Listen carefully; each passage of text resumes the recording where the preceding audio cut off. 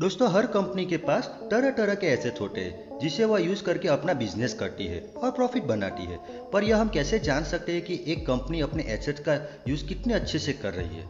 इस वीडियो में हम ऐसे important ratio return on assets के बारे में जानेंगे जो हमें कंपनियों के बारे में यही बात बताती है। इस वीडियो हम जानेंगे रिटर्न ऑन एसेट्स क्या होता है, यह कैसे कैलकुलेट होता है और इसे हम कैसे यूज कर सकते हैं। नमस्कार दोस्तों, स्वागत है आपका हमारे यूट्यूब चैनल पे। मेरा नाम है उर्विश पटेल और आप देख रहे हैं हमारे यूट्यूब चैनल। चलिए फ्रेंड्स, वीडियो करते हैं शुरू। दोस्तों, रिटर्न ऑन एसेट्स एक फाइनेंशियल रेशियो है जो हमें यह बताता है कि एक कंपनी एक फिक्स टाइम के लिए अपनी टोटल एसेट पर कितना प्रॉफिट बना रही है, यानी कि कंपनी अपने एसेट्स को यूज करने में कितनी इफिशिएंट है।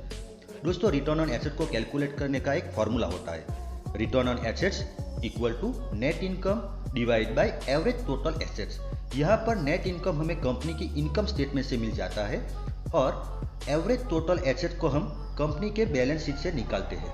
एग्जाम्पल के लिए आइए हम पॉलीकैब इंडिया लिमिटेड के रिटर्न ऑन एसेट्स को फाइनेंशियल ईयर 2022 को कैलकुलेट करते हैं। दोस्तों, फाइनेंशियल ईयर 2022 में पॉलीकैब इंडिया लिमिटेड का नेट इनकम था 917.28 करोड़ और फाइनेंशियल ईयर 2022 का एवरेज टोटल एसेट्स को निकालने के लिए हमें पॉलीकैब इंडिया लिमिटेड के फाइनेंशियल ईयर 2022 के स्टार्टिंग और एंडिंग टोटल एसेट्स का एवरेज लेना होगा, जो होगा 7,114 रुपये पॉइंट 71 करोड़ रुपये प्लस 7,411.19 करोड़ रुपये डिवाइड बाई 2, यानी कि 7,213.30 करोड़ रुपये। इस तरह पॉलीकैब इंडिया लिमिटेड का फाइनेंशियल ईयर 2022 में रिटर्न ऑन एसेट्स होगा, return on assets is equal to net income divide by average total assets, जो हो जाएगा 0.127, यानी कि जिसे हम परसेंटेज में 12.7 लिखेंगे। इसका मतलब यह हुआ कि पॉलीकैब इंडिया लिमिटेड ने फाइनेंशियल ईयर 2022 में अपने हर 100 रुपये एसेट पर 12.7 रुपये का नेट प्रॉफिट बनाया है, जिसे अच्छा माना जाएगा।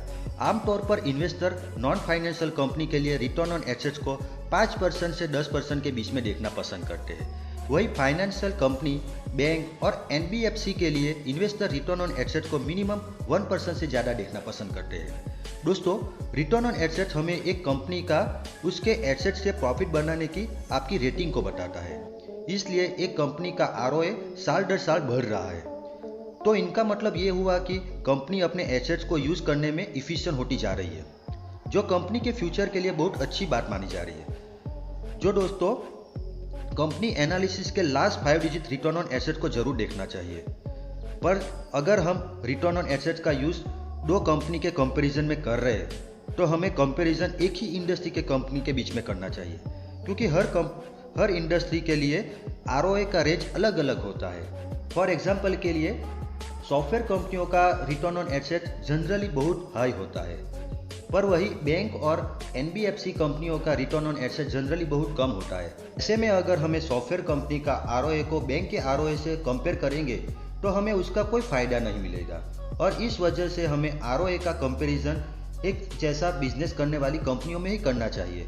और एक अच्छे इन्वेस्टर की तरह हमें सिर्फ एक रेशियो को देखकर किसी भी कंपनी में इन्वेस्ट नहीं करना चाहिए, बल्कि हमें कंपनी के इन्वेस्टमेंट करने से पहले ज़्यादा से ज़्यादा रेशियो को देखना चाहिए, और इन्वेस्टमेंट तभी करना चाहिए जब सभी रेशियो पर कंपनी ठीक लगे। तो दोस्तों, यह था हमारा आज का वीडियो आरओए के ऊपर, जिसमें हमने जाना कि आरओए क्या होता है, यह कैसे कैलकुलेट होता है और इसे हम कैसे यूज़ कर सकते हैं। ऐसे ही इन्फॉर्मेटिव वीडियो देखने के लिए हमारे चैनल को अभी से सब्सक्राइब कीजिए और बेल आइकन को भी प्रेस करना ना भूलें। अगर आपको इस वीडियो के रिलेटेड कोई भी सवाल पूछना चाहते हैं तो नीचे कमेंट बॉक्स में जरूर लिखें। थैंक यू दोस्तों, मिलते हैं नेक्स्ट वीडियो में। Take care.